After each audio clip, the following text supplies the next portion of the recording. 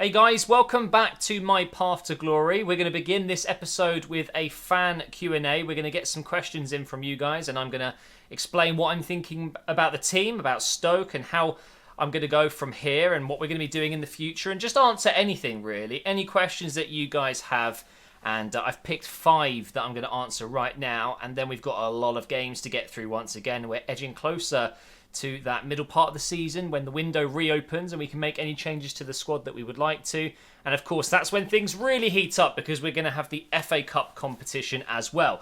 So, first question is going to be in from Ryan Clark. He says, you've obviously taken a massive step in your career going from a League 2 side to a former Premier League side. Thank you very much.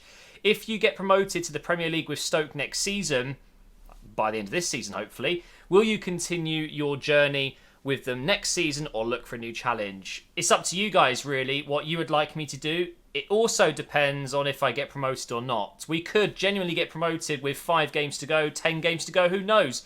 Or it could be that we get promoted via the playoffs, or we might not even make it up to those top 6 positions. It really obviously depends on what happens. But if we get into the Premier League and you guys really want me to continue, then maybe. But as I said, towards the end of the Crew season, I kind of want a new challenge every season, so it really depends. But it's a very good question, and I think right now the answer would probably be yes, maybe a second season.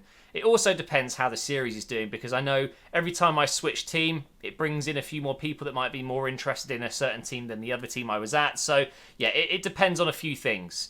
Up next, we have a question from Espen Tangstad. I've probably said your name completely wrong. I apologise for that. As you are an Arsenal fan, is Arsenal your dream move in your career? If not, what club do you dream of taking over? Well, I've done so many Arsenal career modes, so no. The answer to this is yes, but no.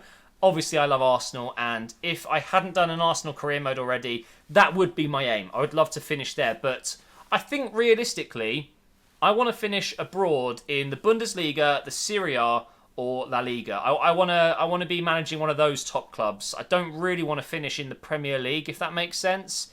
So maybe a Real Madrid, Barcelona, Bayern Munich, Inter Milan, Juventus, something along those lines would be, I think, a dream club by the end of this series. That's a very good question, though.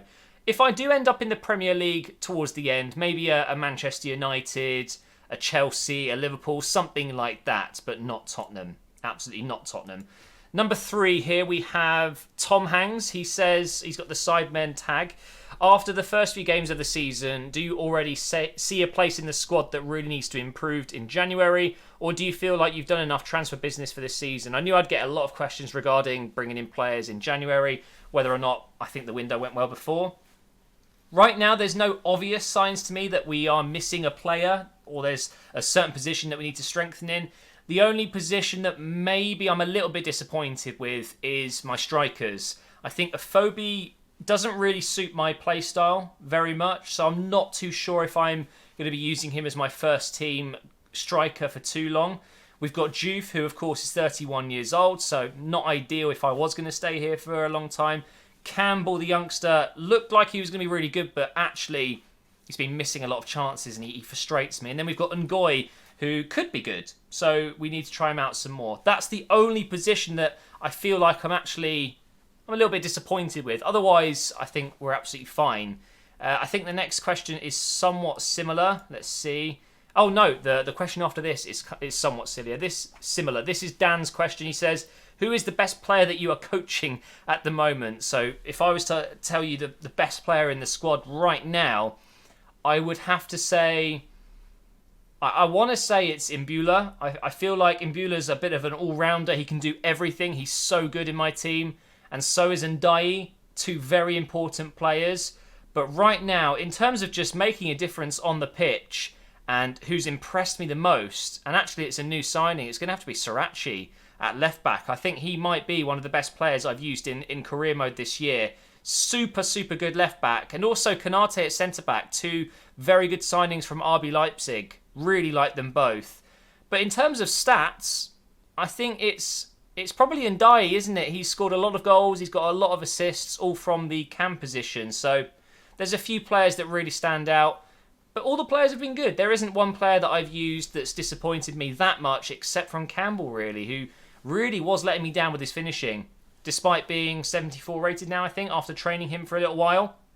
Now, the final question is a similar question to the one we had before. This is from Alfie Haldinho. He says, what positions do you feel need strengthening for the next window, and who do you want to sign for the next window? So, as I've already kind of discussed that I'm happy with the squad, I don't need to talk about that. But in terms of future signings that I would like to make, I'm going to talk outside of Stoke. So in the future, what signings would I love to make? I would love to have Sterling at some point, one of my favourite players in this game by a mile. I absolutely love Raheem Sterling. I would also very much like to bring in Paul Pogba to one of my clubs at some point. I think he would be a really fun player to have in a squad. Who else would I like to have? There's quite a few others that interest me. I wouldn't mind getting maybe Varane into one of my teams, but that would be very expensive. But there's a few. Definitely a few. Maybe Torreira. I could sign him from Arsenal at some point. But these are just players that I love to use. And, you know, if I can afford them at a club one day, then maybe I go for them. But what I want to do is try and stay somewhat realistic and unique and sign players that I've not really used too much before. Stoke's been a little bit of a different one for me. I've signed a couple of players that I've used before, but not all of them. So, and with the Crew signings, they were players I'd not really even heard of. So I want to keep that going if I can a little bit. But for now, that's going to be the end of the quick Q&A. Thank you for your questions. Don't forget to keep them coming in when I ask for them. You can follow me over on Twitter so you know when I'm looking for questions. But now we need to jump into the gameplay segment of this episode. We've got another 6 or 7 matches to go through, and let's take a look at all the goals and all the highlights. So our first game was up against Sheffield United, and these highlights are going to be significantly shorter than normal because we have so many games. It's pretty insane, and I wanted to just show you all of the goals and just the results, really. So you're not going to see too much of all the individual plays, but we do play some really good football in these games. So I'm excited to show you some of the chances that maybe we should have scored, but mostly the beautiful goals that we managed to put in the net. So we started off with a bit of a slow game here, unfortunately, but we did get better as the game aged. And there you go. Hudson-Odoi scoring a header. Don't say that every day. This guy is not known for his heading ability. He's not that tall or strong in the air, but he does get the winning goal in this game. So that's 3 points to start us off with here. Very, very happy with that. We move on into another game, this time against Wigan. And this is a hilarious way to concede. He could have just cleared the ball, and instead he just stands there like a statue. The ball bounces off his leg, giving Ndiaye another chance to have a strike, and he puts it in the back of the net there to make it 1-0 in the first half. And then just before half-time, we get a little bit lucky here with the save, and then unlucky that it falls right in front of De Silva there. Butland has been so good for us. I just wish he could have parried that away from the attackers, but it is what it is. We're going to go ahead and make things right. 2-1 in the 55th minute. Afobe misses his first chance. Luckily, the ball comes back in, and this is where Afobe is good, in the air. And he's good at heading goals, and that's exactly what he does. 2-1 this time around. Getting another 3 points. Wasn't our best performance ever, but still managed to win the game. And we move into our next one, an away game against Brentford, who surprisingly were having a very decent season. They've got a good squad. A lot of players that actually I was interested in signing when I was at Crew, and maybe we'll dip into their squad at some point in this career mode. But straight away here, 15 minutes in. I thought it was a 19 minutes there. Beautiful goal from Mbula. Really, really happy with Mbula. He's a brilliant player.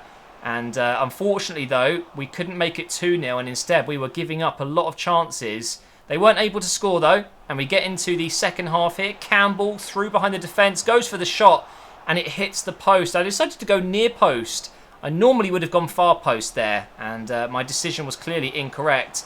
But we get so lucky not to concede in the final moments of this game. They hit the post, and we are able to somewhat clear the ball just outside the box, and the referee ends the game there. So it's another 3 points. What can I say? Now, just before we go into the next game, we have got an update on Sutar. He has been sold. He'll be playing in Argentina. I mean, it's a bit of an interesting one. We freed up a little bit of money on the wages. We needed to, and it was a player that we're not going to use. Now, just moments into the game against Huddersfield here, recently demoted from the, or relegated, I should say, from the Premier League. We get off to a great start and hit the post. We get another chance here. Afobe, this time it's a great save. We should be winning this game comfortably, and you can see we've jumped into the second half here. I was just not able to score a goal against Huddersfield. They've got a very decent side. Another chance, this time for Hudson-Odoi, saved by the keeper. They give it away in a bad area with 4 minutes left. Ball goes through here for Hudson-Odoi. Finesse shot, comes off the post, but guess who's there? It's Juve, the one-touch master. This guy, he scores every single time the ball comes into the box, it feels like. He's brilliant. So he got us a win there as well. We are on fire at the moment, results-wise. And we go into another game against a Premier League side from last year, meaning this could be a real challenge once again. And we're going to start strongly here with a nice bit of possession. Mbula on the edge of the box, passes it over to Fosu. He's going to pass it across to Badu or Ndai, and he puts it over the bar from there. He's been so good this season. I'm not too sure what really happened there. He managed to get way too much power behind it, so it's still 0-0 going into the second half. Terrible bit of defending here. Luckily, the chance goes wide, as I made a couple of substitutions in anger. Really wasn't playing too well. And actually, I changed the formation. I went with 2 strikers by this point, and it made an impact right away. And guess who's there again? No joke. Juve again scoring with his first touch. It's ridiculous. He's just too good at that. They get a cross in. It's not enough. We almost give them a chance there. But again, we get the 1-0 victory, and it's just a moment of madness, really, towards the end of the game where I either score or concede. Thankfully, it's just another win. Now, this was the highlight of the first half, pretty much, against Millwall. This was not a good game. We got a yellow card with Wimmer, who I'm not too happy about, by the way. He's just so sluggish, so slow, and making it very difficult to get back and defend in those situations. But we're going to go on the attack right after giving that away. We come very close there to opening the scoring. And now it's time for Millwall to get on the attack just before half-time. The ball comes in, goes through everyone, and he just misses. So we get the goal kick, and just a moment where I just wish I was more focused. Can't remember exactly why I took my eyes off the game, but that's what happens. If you don't focus, you give away the ball, and you're an idiot like me, you'll concede. That was just a terrible, terrible goal to concede. So just to make things worse, we give away another goal in the 80th minute. We're gonna lose another game just because of a moment of madness in the first half where I should have been focused, and then some poor defending in the second half. And Millwall deserved to get the win purely because of that. I do often record these games late at night, by the way. I'm not coming out with excuses, but I was probably not focused enough, and that is just a silly result. Really shouldn't have lost that. But hey, it is what it is, and we need to make it right. We need to get into our next game here against Aston Villa and try and win this one instead. And just to make sure that we did get that first goal of the game, I actually sweated it across to Hudson-Odoi. I don't care. I really don't care after a game like that against Millwall. I was mad at myself. I just wanted to make sure I got the win. But we get pegged back here by a beautiful goal. Green with a volley in the box. And then right after that, 2-1. Where has that come from? Absolute madness. Poor defending once again. But Aston Villa rightly take the lead. They've had a very, very decent first half. Now, halfway through the second half, Smith Rowe came on. And he made an instant impact here. Trying to pass that one through for Mbula, which didn't quite work out. They clear it. Wimmer's there to do his job. Finally, thank you, Wimmer, for stepping up and taking the ball. Finds Bauer here. And now it's through for Juve. And he scores. And for once, it's not his first touch. It's actually after taking a touch and dribbling forward a little bit. Can we make it 3-2 and complete the comeback? Doesn't look likely, does it? And unfortunately, it's 2 points dropped. So that's 1 point out of a possible of 6 in the last 2 games. But of course, we went on a really nice win streak before that. So it's not all bad. You will see the league table after this game against Derby here. Lovely ball into Fosu here. Turns his man inside out, but just misses. I was so disappointed by that. What a start that could have been just 4 minutes in. But a lovely pass over to Smith Rowe from Bauer. And it's a great run this. Nice bit of skill to cut inside. Tries to dribble around another defender and he gets taken out by Davies, I think it is. And it's going to be a penalty. Now, what can we do with the penalty? Juve steps up and it's gone the right direction. It's on target, but the goalkeeper's just guessed and gone the right way. So, unfortunately, it's not 2-0. But Juve, he wants to make amends for it. He makes a tackle, passes it through here for Sorensen. Really good youngster. I like him a lot. He finds Fosu, and he finds the back of the net to make it 2-0.